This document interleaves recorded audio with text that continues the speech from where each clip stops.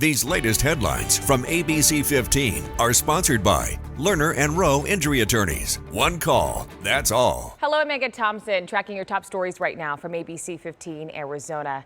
And we start with the very latest on the Emily Pike murder investigation. The reward for information in the case has now doubled. The FBI putting up a $75,000 reward, bringing the total reward money to $150,000.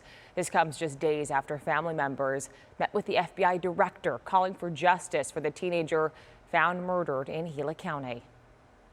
Now to an Operation Safe Roads report and an update for you on the Motorcycle Safety Fund, which we told you about earlier this year. Governor Katie Hobbs just signing legislation that extends this program, which was supposed to expire in July. It takes $1 from every bike registration fee and puts it aside for rider safety programs. The fund also can give discounts for life-saving equipment like helmets. Millions of Americans are struggling with student loan debt, but you might be surprised to learn how many of those borrowers are middle-aged. Scripps News Group Stephanie Liebergen looked into data on who holds student loan debt and talked to some borrowers about the roadblocks making it harder to pay off that debt.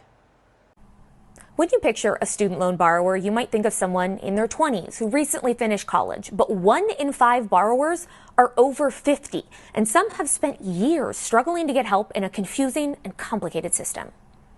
There's a real lack of clarity to borrowers on even just what do I owe, what plan am I in, how much time do I have to resolve this. In the U.S., 43 million people have student loans and they owe a combined $1.6 trillion. But you might be surprised who owes the most. Borrowers between 35 and 49 years old have the highest debt total, owing more than $650 billion. That includes people like Heather Lawton. I'm not asking for forgiveness. I'm asking for help.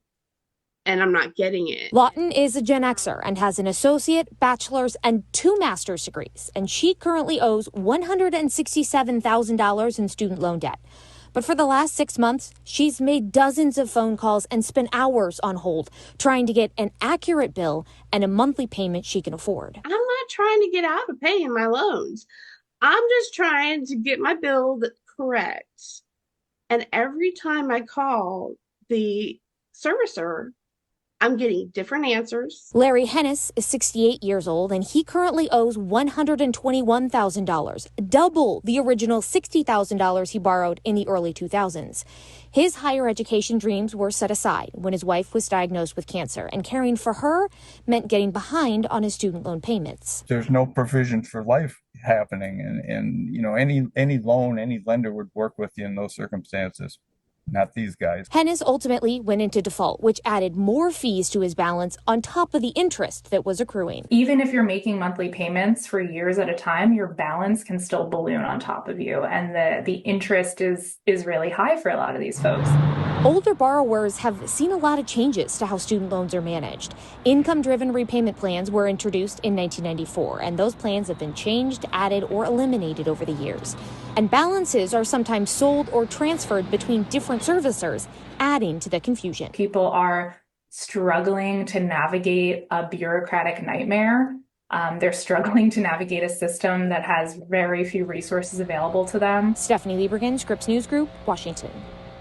Ensuring everyone has a bite to eat, especially when school is out for the summer. We have confirmed the Arizona Summer Food Service is back this year, providing kids and teens free, healthy meals across Arizona. This includes breakfast, lunch, and dinner.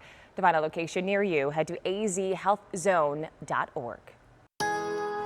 With your most accurate forecast on this Thursday, I'm meteorologist Jorge Torres. We have sunny skies, we have light winds. You know what that means.